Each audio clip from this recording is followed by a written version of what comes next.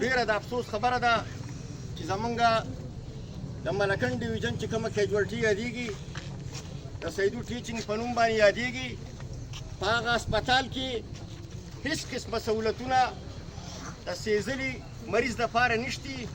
بیا چې دا مریضان کم هسپتال ته وړلي شوي دي نو په هسپتال کې تقریبا 20-25 منټ هغو ته هېڅ قسمه هسپتال ته طرفه هېڅ قسمه سهولتونه ورته نه وو. بله بیا د افسوس خبره دا ده چې زمونږ په کیجوالټۍ کې داسې نمونه واقعیت چې وشي چې زمونږ خویندې میندې یا په اکسیډنټ کې یا په اور کې وسېزلی شي نو موږ د پښتو معاشره ده او بیا مسلمانان یو د الله مهرباني ده کم از کم په هغې کې لیډي ډاکټرانې یا لیډي نرسانې په هغې کې کم از کم موجود پکاري. خو د هسپتالونو حالات چې کم دي موږ به بار بار دا خبره به کوله چې زمونږ په علاقه کې هسپتالونه موجود دي خو په هسپتالونو کې د دې انسانانو دپاره د سهولتونو دپاره د علاج معالجې دپاره هېڅ قسم سهولتونه ورته نشتي. که فرض که په دې غټ هسپتال کې دا نمونه سهولت وی نو د دې په ځای به موږ پېښور ته نه تلو. زمونږ زیات ټیم چې بیا خراب شوی دی د پېښور په تلو باندې خراب شوی دی. بیا په پېښور کې په دې باندې بیا په لکاو روپۍ په دې باندې بیا خرچې راځي. موږ په دې خبره باندې د حکومت وقت نه بیا د دې سوات ته کمیشنر ملکنډ ډیویژن نه د چیف سیکرټري نه موږ دا مطالبه کوو چې کومه پیښه بېګا په سیرې کې راغلې وه او هغه سیدو هسپتال ته دا مریضان یې کم وړي دي د دې په فوري طور باندې د هسپتال د ایم ایس نه تحقیقات وکړي چې دا ډېر ناکامه ایم ایس دی ډېره ناکامه عمله ده چې په هسپتالونو کې عوامو له سهولت نشي ورکولی.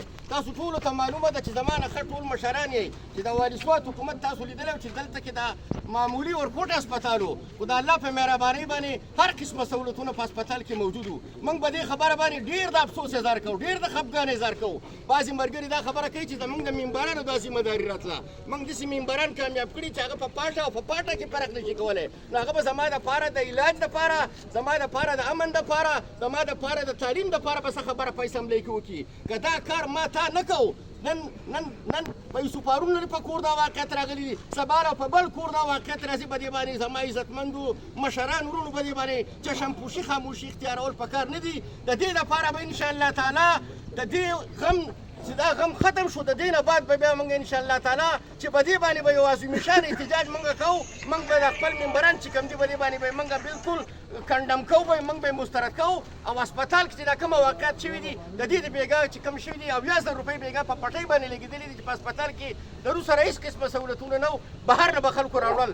موږ حکومت وقت هم خواست کوو چې پېښور ته کم مریضان وړي دي د هغو د په سرکاري تور باندې باقاعده طور باندې څنګه چې د یو سرمایدار د یو وزیر علاج کېږي دغسې زموږ د دې مریضانو علاج دلته په پېښور په هسپتال کې وشي او دا کم واقعیت شوي دي دونه د مکمل طور باندې څنګه چې په نورو علاقو کې معقول معاوضه ورکوي معقول معاوضه دې ول ورکړي.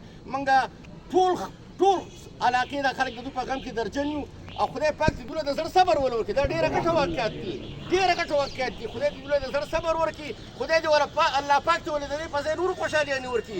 خدای پاک دې د غمونو نه وساتي زموږ دا ټول علاقه دي خدای پاک د غمونو نه وساتي. خدای پاک دې زموږ په دې علاقه باندې د امن و امان چې کوم برقرار دی خدای پاک دې د امن و امان برقرار وساتي. اللهم ربنا اتنا فی الدنیا حسنة وفي الآخرة حسنة وقنا عذاب النار.